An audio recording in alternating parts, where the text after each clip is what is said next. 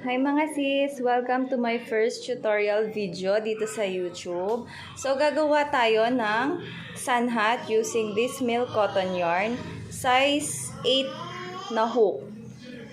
So, nakasilip na dito yung hindi pala. Kukunin natin yung gitna para mas mabilis. So, ganito ko siya kinukuha, dinudukot ko, then yan. Oh, 'di ba? Ang dali lang. 5 ply siya. 5 ply. So, make magic ring. Sorry, maingay ang aking mga junakis. Magic ring, then chain 2. Chain 2. 1, 2. Then, gagawa tayo ng 12 double crochet sa ating loob ng ring. 12 double crochet. 1, 2, 3,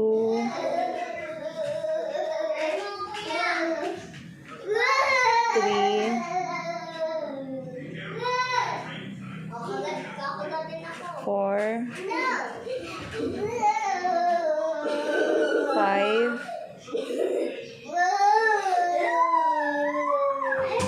6,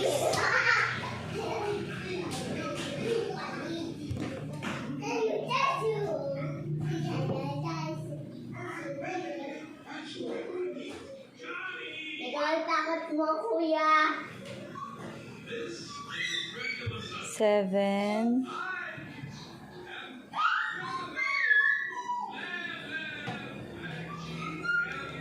8, 9, 10, 11, 12. Then, higitin lang natin yung tail para magsag-off siya. So, yan. Then, slip stitch sa unang double crochet na ginawa natin. Yan, slip stitch. Then, chain 2. Yung chain 2, hindi natin siya kasama sa bilang. So, make 2 double crochet each chain. So, magiging 24. So, hindi to kasama ha. 2 double crochet dito. 1,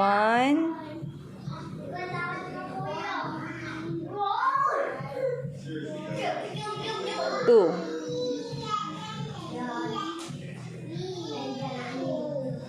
1, 2.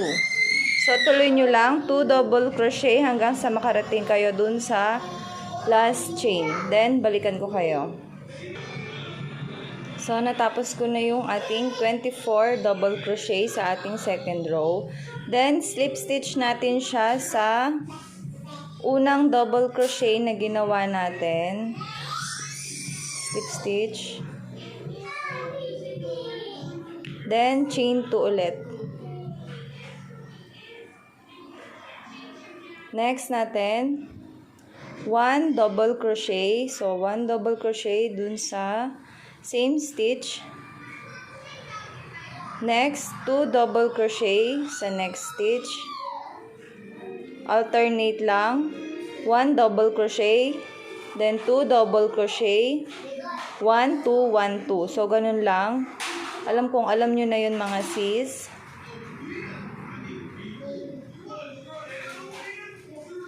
Yan. Then, 2 double crochet.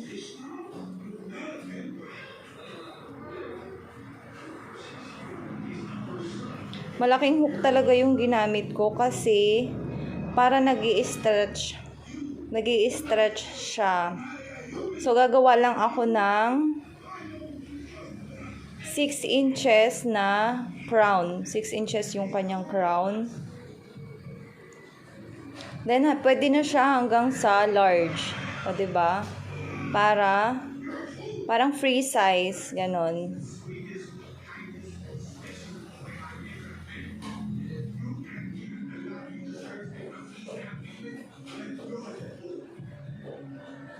So, yan. Single crochet, then 2 double crochet, single, double, single, double, hanggang sa matapos kayo. Then, balikan ko ulit kayo. Slip stitch sa unang double crochet na ginawa natin. Yan. Then, chain 2 ulit. So, laging ganon, di mag-i-increase lang tayo lagi hanggang sa makuha natin yung sukat ng ating crown. Then, slip stitch sa unang double crochet, then chain 2. Lagi kayong magtatapos sa 2 double crochet dito sa last. So, next natin ay 1 double crochet. Yan. Then, 1 double crochet. Next, 2 double crochet. 2 double crochet. Again, 1 double crochet. 1 double crochet. Then, 2 double crochet.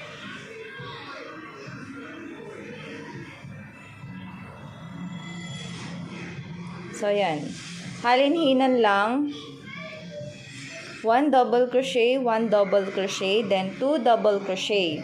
1 double crochet, 1 double crochet, then 2 double crochet hanggang sa matapos kayo. Then, slip stitch sa first double crochet na ginawa natin. Then, chain 2. So, ayun. Balikan ko kayo after kong tapusin ang ating crown. So, tapos na tayo. May 1, 2, 3, 4, 5, 6, 7 rows akong ginawa.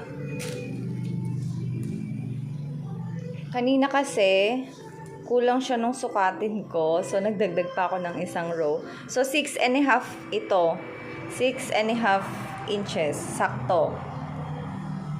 Ngayon, nasa body na tayo. Mag-i-stop increasing lang tayo. Tigi-tigisa lang na double crochet each chain hanggang sa maka 3 inches kayo na body. Depende kung ilang inches ang gusto nyo. Pero ako kasi, always 3 inches kahit sa pangbata. 3 inches lang yung body ko. So, start tayo ng chain 2. Then, double crochet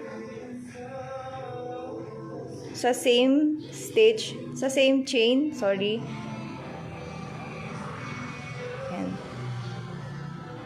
1 double crochet, each chain lang yung gagawin natin. So, nasa body na tayo.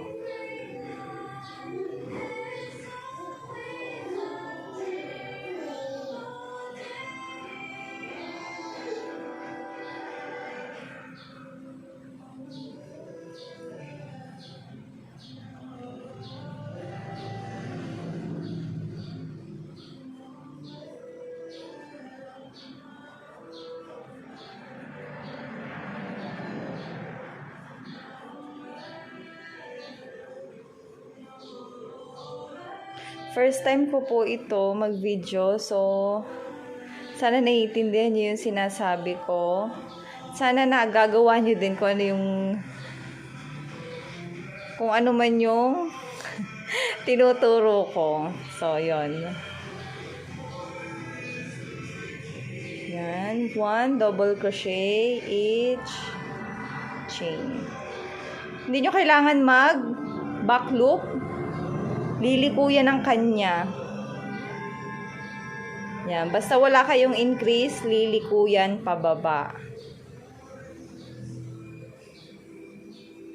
Pero kung gusto ng client nyo na may corner bago mag-body, back loop nyo. Doon lang kayo gawa ng double crochet sa back loop.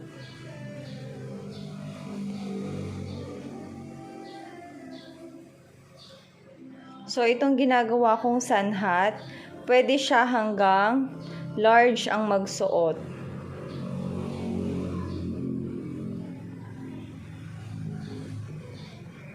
Medium to large. Pwede rin siguro siya sa small, kaya lang baka maluwag na.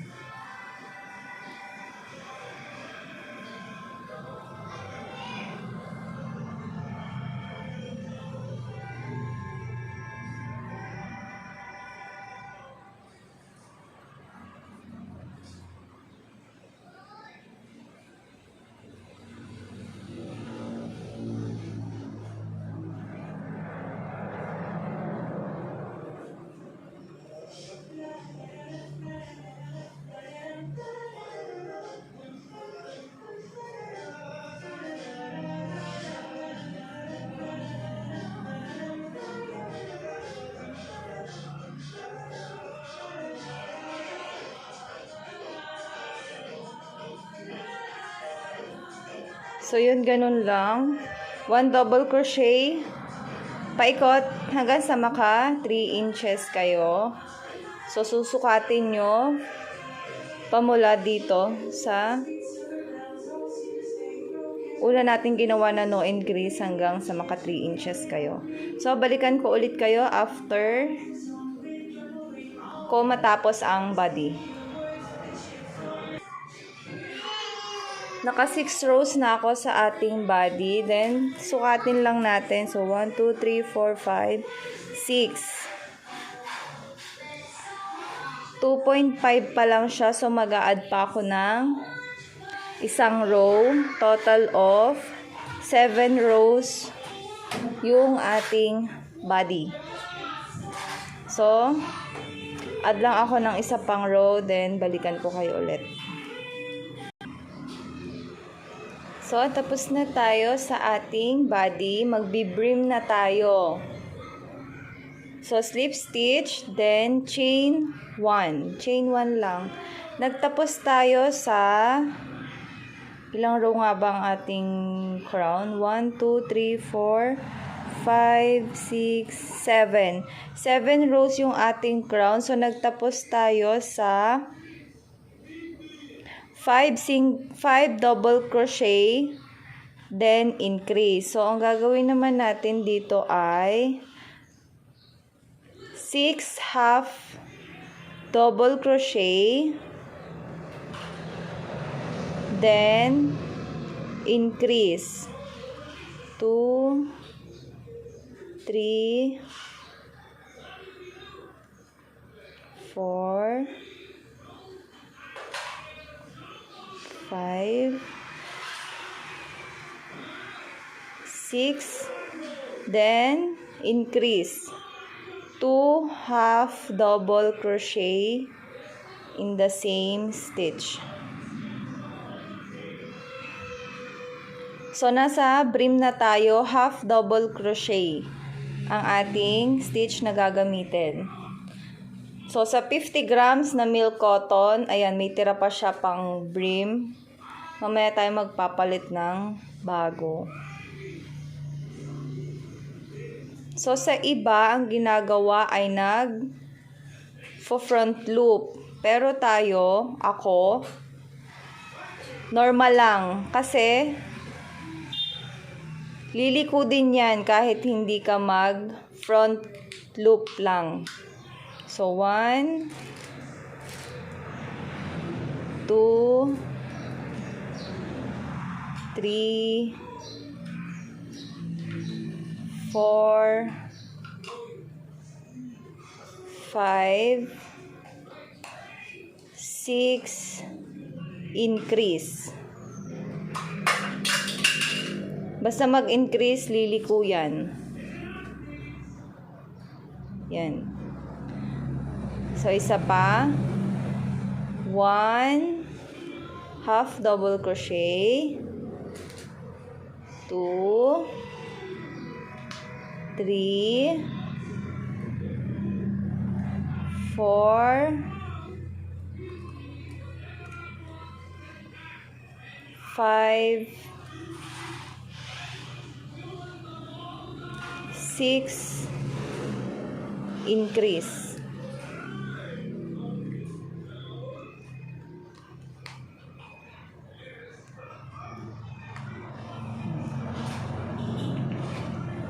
So, tuloy nyo lang hanggang sa makarating kayo dito sa last chain natin. Balikan ko kayo. Slip stitch tayo sa first half double crochet na ginawa natin. Then, chain 1.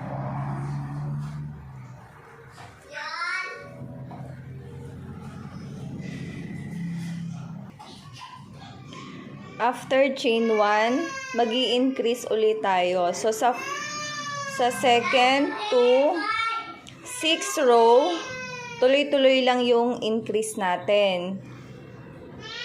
So, mag-aano muna ako ng 6 rows, kasama to sa 6 rows. Then, balikan ko kayo after mag 7 rows. Ang brim natin ay 4 inches ang haba. Depende sa inyo kung ilang inches yung gusto nyo.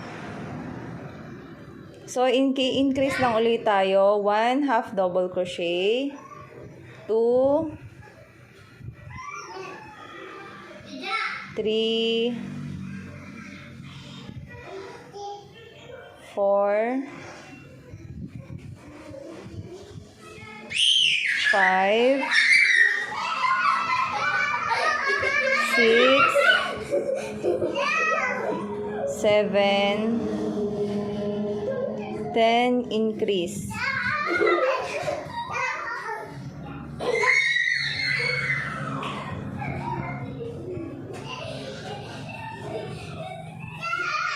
So, ganun lang ulit. 7 na half double crochet, then increase. Yung sunod, 8, 9, 10. Ganun lang. So, after 6 rows, balikan ko kayo. So, tapos ko na yung 6 rows ng ating brim. 1, 2, 3, 4, 5, 6. Lahat yan may increase. Then, sa row 7 ng brim, hindi tayo i-increase. No increase dito sa sunod na row. Then, sa sunod, mag-i-increase na ulit tayo sa 8th row. 8, 9, 10, 11, mag-i-increase tayo. Then, sa last part ay single crochet lang. Then, slip stitch, chain 1, then cut. Balikan ko kayo after ko matapos itong lahat. Then, kita-kita tayo pag nasa single crochet na tayo, nasa last row na. So, after nito, no increase, then 4 na increase ulit na sunod-sunod, then single crochet. Tapos na tayo sa single crochet. Then, magi-slip stitch na tayo. Paano ako nagi-slip stitch? Ganito lang. Sa back ako nagi-slip stitch. Dun sa first single crochet. Then, grab this.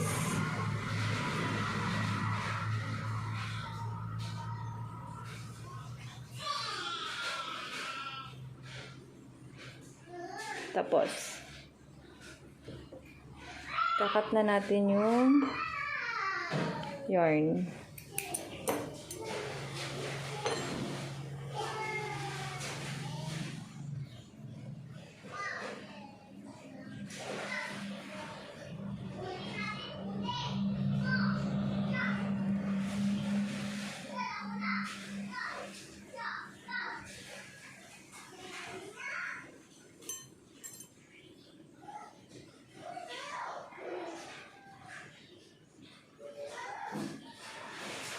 I-weave na lang natin, then tapos na tayo.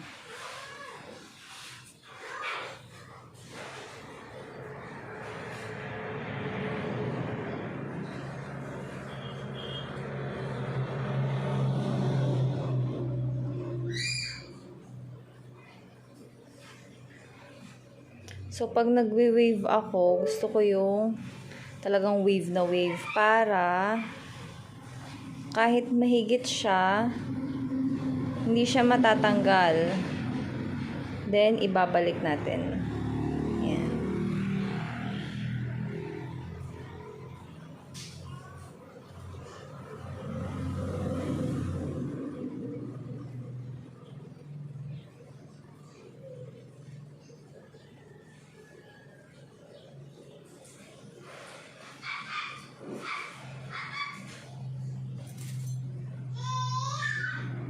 Up.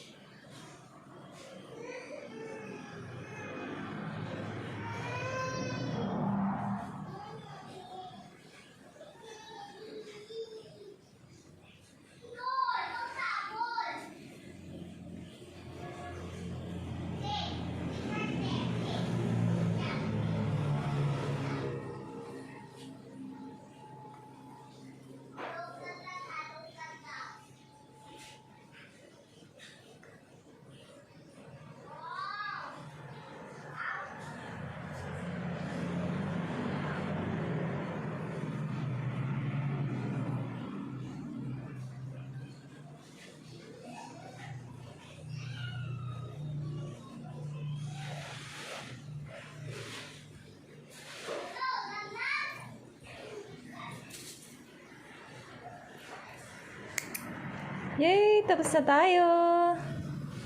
So, ayan na siya.